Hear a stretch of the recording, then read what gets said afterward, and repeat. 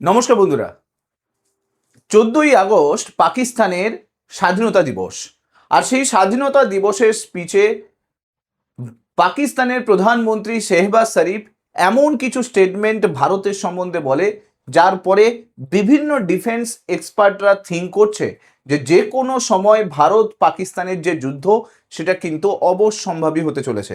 এখানে আপনার নিউজও দেখতে পাচ্ছেন, what are each our red line, Shehbaz Sharif threatens India with direct response over Indus treaty. এবং তার সঙ্গে সঙ্গে শেহবাজ শরীফ এটাও বলে যে India an enemy of peace over water rights. অর্থাৎ আপনারা বুঝতেই পারছেন শেহবাজ শরীফ কোন বিষয়ের ইঙ্গিত দিচ্ছে। পেহেলগাম টেরর অ্যাটাক, আর সেই টেরর অ্যাটাকের পরে ইন্দাস ওয়াটার ট্রিটিকে সম্পূর্ণভাবে সাসপেন্ড করে দিয়েছিল ভারত। আর সেই সাসপেনশনের পরে এইটা আশা করা যাচ্ছিল যে ভারত আর পাকিস্তানের মধ্যে ভবিষ্যতে একটা রেড লাইন তৈরি হতে পারে এবং যুদ্ধের যে দামামা সেটা যে কোনো সময় বাড়তে পারে। কারণ পাকিস্তানে এই মুহূর্তে কিন্তু বড় সড়ো ওয়াটার ক্রাইসিস চলছে, ইরিগেশন ক্রাইসিস চলছে, এগ্রিকালচার ডিস্ট্রেস চলছে। আজকের এই ভিডিওতে ডিটেলসে বোঝানোর চেষ্টা করব অ্যাকচুয়াল ঘটনা কি চলছে, কেন ওয়াটার ক্রাইসিসের দিকে এগোচ্ছে পাকিস্তান, ভারত এই মুহূর্তে কি স্টেপ নিচ্ছে, আর এই যে শেহবাজ শরীফ এর যে স্টেটমেন্ট, সেই স্টেটমেন্ট আসার পরে ভারতের যে এনএসএ রয়েছেন অজিত দোভাল, তিনি কি স্টেটমেন্ট দিয়েছেন এবং তিনি পরবর্তীকালে কি পরিকল্পনা করছেন, সব কিছু ডিটেলস থাকবে এই ভিডিওর মধ্যে। দেখুন, প্রথমে আপনাদেরকে বুঝতে হবে যে এই ইন্দাস ওয়াটার ট্রিটি কি জিনিস রয়েছে। দেখুন, 1960 সালে ভারত আর পাকিস্তানের মধ্যে একটা ট্রিটি সাইন হয়। কি ট্রিটি সাইন হয় না, ভারত আর পাকিস্তানের মধ্যে দিয়ে যে সমস্ত নদী যাচ্ছে সেই সমস্ত নদীর রাইটস কার কাছে থাকবে। এখানে দেখুন, 19 সেপ্টেম্বর 1960 সালে এই ট্রিটি সাইন হয়। সেখানে কিন্তু ইন্ডিয়া এবং পাকিস্তান দুটো পার্টি ছিল। ওয়ার্ল্ড ব্যাংক এতে মিডিয়েটেড করেছিল। এতে কি ডিসাইড হয় যে ইস্টার্ন রিভার, পূর্ব দিকের যে নদীগুলো আছে রাভি, বিয়াস আর সুতলেজ, নদীগুলোর নাম মনে রাখবেন। এইখানে আপনারা দেখতে পাচ্ছেন সুতলেজ নদী, এইটা হচ্ছে বিয়াস নদী, আর ঠিক তারপরেই দেখুন রাভি নদী। এই যে তিনটে নদী, নিচের দিকের যে তিনটে নদী, এগুলো রাইটস পাবে কে? ইন্ডিয়া। এখানে ড্যাম বানাতে পারবে, জল ইউজ করতে পারবে, সব কিছু করতে পারবে। ঠিক একইভাবে পাকিস্তানের কাছে তিনটে নদী রাইটস দেওয়া হয়, ইন্দাস, ঝিলাম আর চেনাব। এই যে ওপরের তিনটে নদী দেখতে পাচ্ছেন, ওপর থেকে ইন্দাস, এই দিক থেকে ঝিলাম আর এই দিক থেকে চেনাব, এই যে তিনটে নদী ওপরের, এরা কিন্তু এদের সমস্ত রাইটস কে পাবে? এই সমস্ত রাইটস পাবে কিন্তু পাকিস্তান। তো আপনি যদি ভালো করে ম্যাপটা দেখেন তাহলে বুঝতে পারবেন যে বেশিরভাগ নদী, সব নদীগুলো কিন্তু কোথা থেকে উৎপন্ন হচ্ছে বলুন তো? সব নদীগুলো উৎপন্ন হচ্ছে কিন্তু দেখুন এই টিবেটের কাছ থেকে উৎপন্ন হয়ে যাচ্ছে। আর ঠিক গিয়ে এই যে ইন্দাস এখানে দেখতে পাচ্ছেন, ঝিলাম এবং চেনাব, এই তিনটে নদী কিন্তু পাকিস্তানের ভেতরে ঢুকেছে এবং বেশিরভাগ পাকিস্তানের যে জল এই তিনটে নদীর ওপর দিয়ে কিন্তু যাচ্ছে। এবার দেখুন জলটা যাচ্ছে কোনটা দিয়ে? ভারতের মধ্যে দিয়ে যাচ্ছে। জলের সোর্সটা কোথায়? জলের সোর্স কিন্তু টিবেটের কাছে। ঠিক এই জায়গায় কিন্তু জলের সোর্স রয়েছে, এইখানে জলের সোর্স রয়েছে, ঝিলামের যদি দেখেন এখানে সোর্স রয়েছে। প্রত্যেকটা কিন্তু ভারত থেকে উৎপন্ন হয়ে পাকিস্তানের দিকে যাচ্ছে। তাই জন্যই কিন্তু 1960 সালে ইন্দাস ওয়াটার ট্রিটি সাইন হয়, আর বলা হয় যে ওই তিনটে নদীর যে জলের যে রাইটস সেটা কিন্তু পাকিস্তান নেবে। এবার রাইটস বলতে কি বোঝাতে চেয়েছে? দেখুন, রাইটস বলতে বোঝাতে চেয়েছে যে এই সমস্ত নদীর ওপরে ড্যাম থেকে শুরু করে ইরিগেশন থেকে শুরু করে সব কিছু করতে পারবে। ঠিক আছে, এটা 1960 সালে সাইন হয়। করাচিতে কিন্তু এই সাইনটা হয়েছিল। জওহরলাল নেহরু এবং আইয়ুব খান, পাকিস্তানের সেই সময়কার প্রেসিডেন্ট, তাদের মধ্যে এই সাইনটা হয়েছিল এবং বিশ্ব ব্যাংক এতে মধ্যস্থতা করেছিল। এখন প্রশ্ন হচ্ছে, আপনার মনের মধ্যে প্রশ্ন আসতে পারে যে ভারত কেন এই ভুলটা করলো? পাকিস্তানের মতো একটা দেশকে কেন রাইটস দিয়ে দিল নদীর? দেখুন, ভারত 1947-এর পরে চেষ্টা করছিল যে ভারতের ডেভেলপমেন্ট ফেস যাতে আসে, ভারত যাতে ডেভেলপমেন্টের দিকে ফোকাস করে, এবং সেই সময় এই ওয়াটার রাইটস নিয়ে ভারত আর পাকিস্তানের মধ্যে কিন্তু বিবাদ প্রচুর পরিমাণে চলছিল। এটা কিন্তু একদিনে সাইন হয়ে যায়নি। এই পুরো ইন্দাস ওয়াটার ট্রিটি সাইন হতে প্রায় 9 থেকে 10 বছরের কাছাকাছি সময় লেগে গেছে। তারপরেই ভারত চিন্তাভাবনা করেছে যে এই বিবাদ সবসময় কেন থাকবে, এই বিবাদের অবসান ঘটানো হোক, ভারত ডেভেলপমেন্টের দিকে ফোকাস করুক। তাই জন্যই কিন্তু বাধ্য হয়ে জওহরলাল নেহরু পাকিস্তানের সঙ্গে এই ইন্দাস ওয়াটার ট্রিটির যে রাইটস, সেই রাইটস কিন্তু সাইন করে। এবং তার অনুযায়ী কিন্তু সেই অনুযায়ী আপনারা যদি দেখেন, এইদিকে রাভি নদী, বিয়াস নদী, সতলুজ নদী, এই দিকের যে নদী, মানে এই যে তিনটে নদী আমি বললাম, এই তিনটে নদীর রাইটস কে পেয়ে যায়? ইন্ডিয়া। আর উল্টো দিকে উপরের দিকে যে তিনটে নদী দেখতে পাচ্ছেন, এই তিনটে নদীর রাইটস পেয়ে যায় কে? পাকিস্তান। এবার দেখুন সময়ের সঙ্গে সঙ্গে খেলা কিন্তু ঘুরে যায়। কি খেলা ঘুরে যায়? আপনি যদি ভালো করে ম্যাপটা দেখেন তাহলে বুঝতে পারবেন যে পুরো পাকিস্তানের মধ্যে ম্যাক্সিমাম পোর্শন কিন্তু ডেজার্ট আছে, অর্থাৎ ম্যাক্সিমাম পোর্শনে ইরিগেশন হয় না বললেই চলে। শুধুমাত্র একটা জায়গা কি দুটো জায়গা, সেই দুটো প্রভিন্স আছে যেখানে কিন্তু এই চাষাবাদ কিন্তু হয়। আর সেই চাষাবাদ কিসের কারণে হয়? এই তিনটে নদীর জন্য, রাভি নদী এবং ঝিলাম নদী এবং ইন্দাস নদী। এই যে তিনটে নদী, আপনি রাভি বলছে, চেনাব নদী এখানে দেখতে পাচ্ছেন, চেনাব নদী এবং ঝিলাম নদী, আর হচ্ছে এই যে ঝিলাম রিভারকে দেখতে পাচ্ছেন, আর একটা ইন্দাস রিভারকে দেখতে পাচ্ছেন, আর চেনাব। এই তিনটে নদীর জন্যই কিন্তু এই পুরো এরিয়াটাতে, এই যে এরিয়াটা দেখতে পাচ্ছেন, এই এরিয়াটাতে কিন্তু চাষাবাদ হচ্ছে। এগ্রিকালচার অ্যাক্টিভিটি শুধুমাত্র নদীর কারণেই কিন্তু আজকের পাকিস্তান এগ্রিকালচার করতে পারে, চাষাবাদ করতে পারে। এখানে আপনার ম্যাপও দেখতে পাবেন, এই পুরো এরিয়া কিন্তু ডেজার্ট অবস্থায় রয়েছে। এখানে দেখতে পাচ্ছেন এগুলো পুরো ডেজার্ট। শুধুমাত্র এইটুকু যে পাঞ্জাব আর সিন্ধ প্রভিন্সের যে এরিয়া রয়েছে, এইটুকু এরিয়াতে কিন্তু চাষবাস যা কিছু হয় সেগুলো কিন্তু রয়েছে। পাকিস্তান বর্তমানে দাঁড়িয়ে যদি দেখেন একটা এগ্রিকালচার ডিপেন্ডেন্ট কান্ট্রি, পুরো ইকোনমির ম্যাক্সিমাম পোর্শন কিন্তু এগ্রিকালচার থেকে আসে। আর সেই এগ্রিকালচারের সমস্ত জল কে দেয়? জল দেয় কিন্তু তিনটে নদী।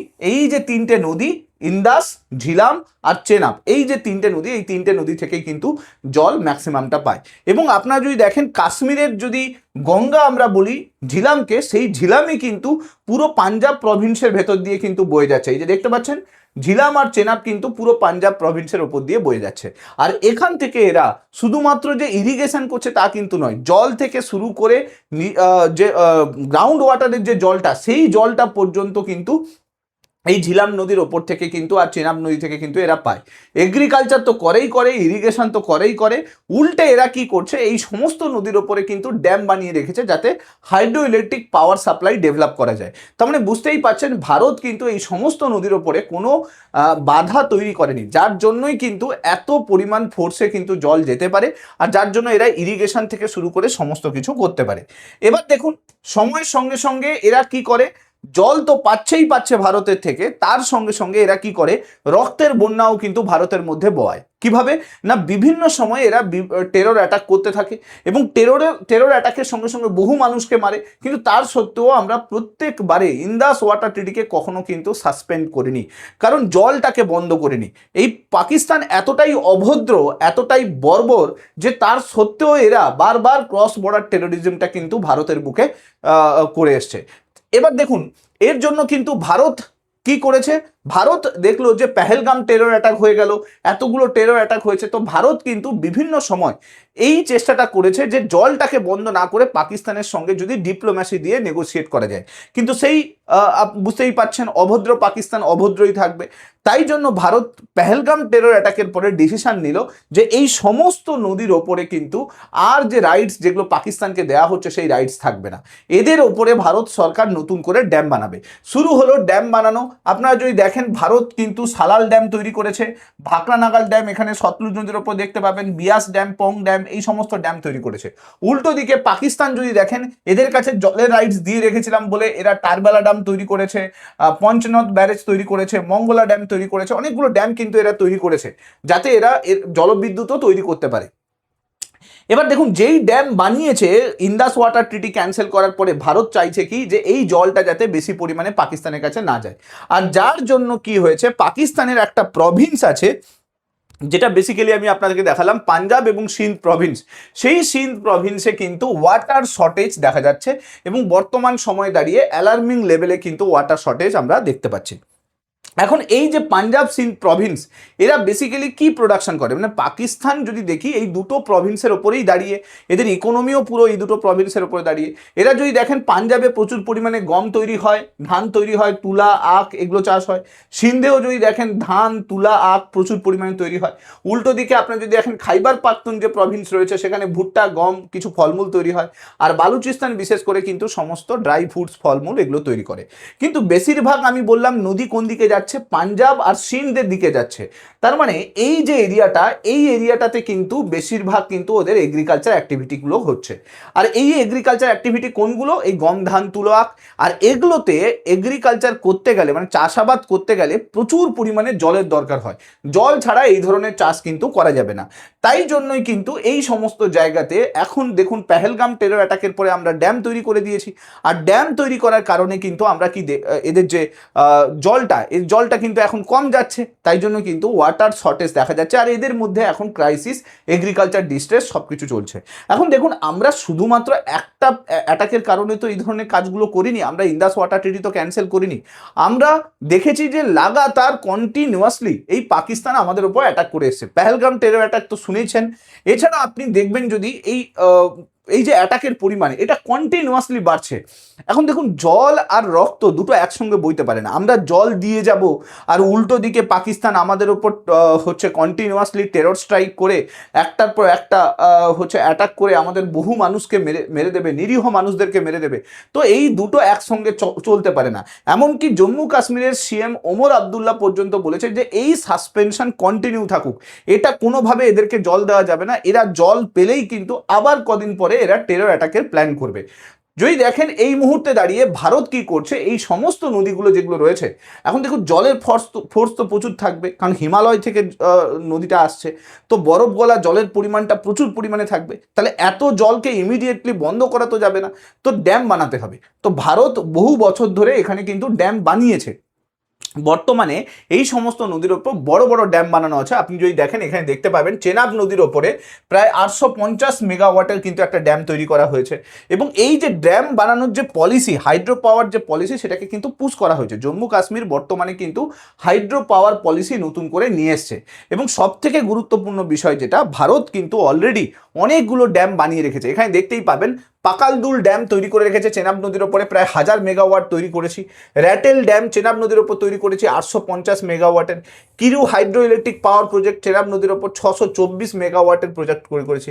কাওয়ার ড্যাম চেনাব নদীর ওপরে 540 মেগাওয়াটের ড্যাম আপনারা দেখতে পাচ্ছেন তৈরি করেছি। শিয়ালকোট ড্যাম, ধুলহস্তি ড্যাম, উড়ি ড্যাম, এই সমস্ত ড্যাম তৈরি করেছি বাধ্য হয়ে। কেন না, আমাদের কোটি কোটি টাকা খরচা হয়েছে, তার সত্ত্বেও ভাবুন যে জলের পরিমাণটা কতখানি আসতো, যে তার সত্ত্বেও এই জল কিন্তু এই ড্যাম বানানোর পরে হাইড্রোইলেকট্রিক পাওয়ার জেনারেশনের পরেও আমাদেরকে জল ছাড়তে হচ্ছে।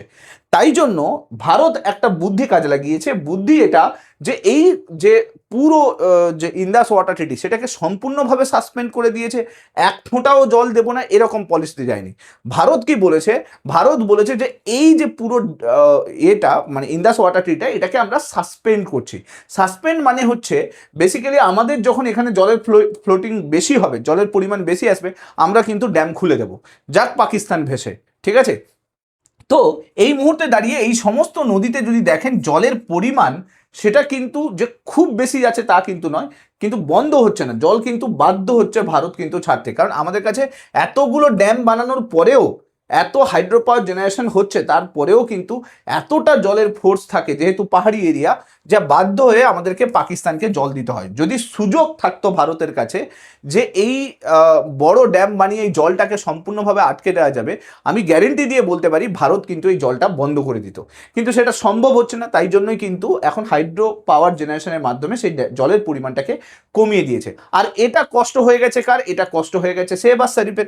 এখন শেহবাজ শরীফ তাই জন্য কিন্তু বিভিন্ন সময় স্টেটমেন্ট দিয়ে যাচ্ছে, বিভিন্ন স্পিচ দিয়ে যাচ্ছে, কারণ ওখানকার মানুষ বিদ্রোহ করছে, প্রোটেস্ট করছে। মানুষ তো বুঝতে পারছে যে পাকিস্তানি যে পলিসি, সেই পলিসি কিন্তু ভারতকে এফেক্ট করছে। পাকিস্তানের মানুষ কিন্তু খারাপ নয়, কিন্তু পাকিস্তান গভর্নমেন্টের যে পলিসি সেটা কিন্তু ভালো নয়, এটা মানুষ বুঝতে পারছে। তাই জন্য তারা আন্দোলন করা স্টার্ট করেছে। সিন্ধে আপনি গত কয়েকদিনে দেখবেন প্রচুর পরিমাণে প্রোটেস্ট হচ্ছে। এখন দেখুন এই পাকিস্তান এতটাই অভদ্র, ভেবে দেখুন এরা একটা অ্যাটাক করে কিন্তু শান্ত হয়নি, এরা কন্টিনিউয়াস অ্যাটাক করেছে। মুম্বাই বোম অ্যাটাক 1993-তে অ্যাটাক করেছে, শুরু করেছে 1993 থেকে। 2001 সালে পার্লামেন্ট অ্যাটাক, 2008 সালে 26/11 মুম্বাই অ্যাটাক, 2016 সালে পাঠানকোট এয়ারবেস অ্যাটাক, 2016 সালে আপনি উরি টেরর অ্যাটাক দেখতে পাবেন, 2019 সালে পুলওয়ামা অ্যাটাক দেখতে পাবেন, 2025 সালে পেহেলগাম টেরর অ্যাটাক দেখতে পাবেন। কাদেরকে দিয়ে অ্যাটাকটা করাচ্ছে? জয়শে মোহাম্মদ আর লস্করি তৈবা দিয়ে, যে টেরোরিস্ট দুটো অর্গানাইজেশন, যেখানে কিছু খচ্চর পাবলিক বসে আছে যাদেরকে এরা ট্রেন করে ভারতের বুকে পাঠাচ্ছে এবং ভারতের টেরর অ্যাটাক করাতে হেল্প করছে। কারণ দেখুন, এই ধরনের গভর্নমেন্ট যদি থাকে তাদেরকে কি সাহায্য করা উচিত?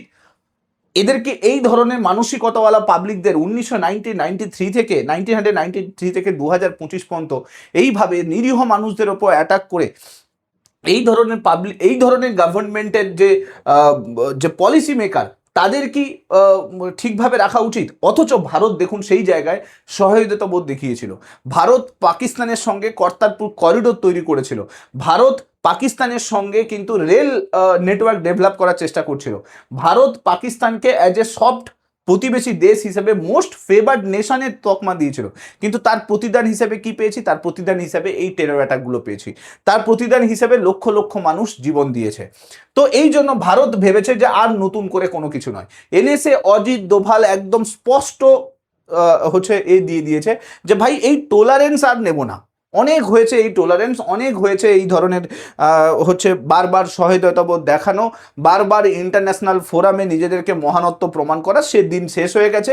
অজিত দোভালের বক্তব্য এটা যে don't mistake India tolerance as a weakness.